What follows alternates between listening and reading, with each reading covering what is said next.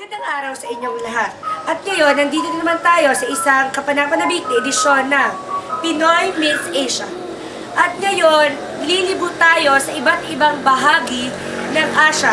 At ngayon, simulan natin sa China. At nandito tayo sa isang templo dito sa China.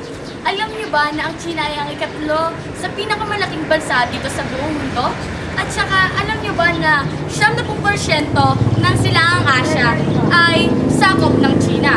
At dito nga po tayo sa isang templo. Mamaya po ay maglilipot-lipot tayo. Mamaya-maya lamang.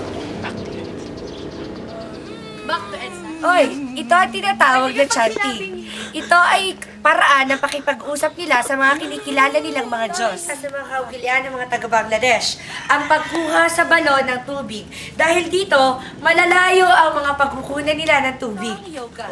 Ito ay isang paraan ng pagre-relax ng mga tao at pagre-reflect ng mga taga-India.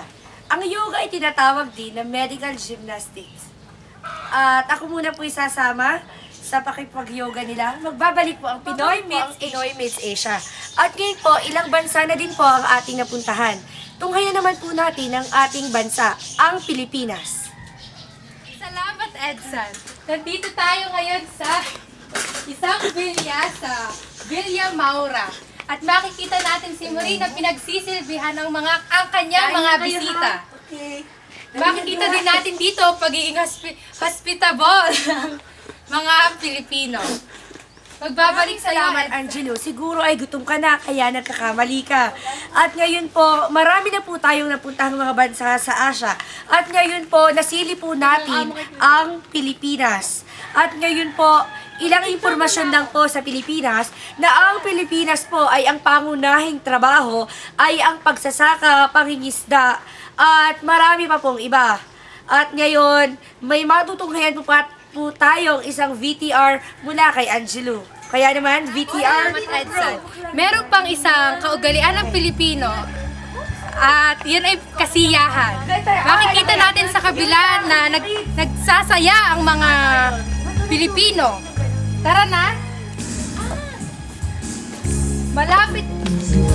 Mahilig silang kumanta. Kaya tingnan nyo. Bakit ba lumawala kita yung mundo? Ginagalawa Makikita natin si Edson sa kasiyahan.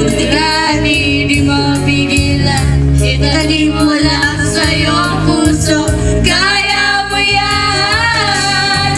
Pagkabigot at biglangan, gumugulo sa isip. Magbabalik po tayo mamaya at makikisaya muna muli ang Pinoy Meets Asia. Halos nalibot na natin ang iba't ibang bansa sa Asia. Magkita-kita po tayo sa isang edisyon ng Pinoy Meets Asia. We would like to thank our sponsors, Victor Company for our video cam, and Villa Maura for the settings of our shooting. Maraming salamat At saka po po. yung bahay ni na Mark.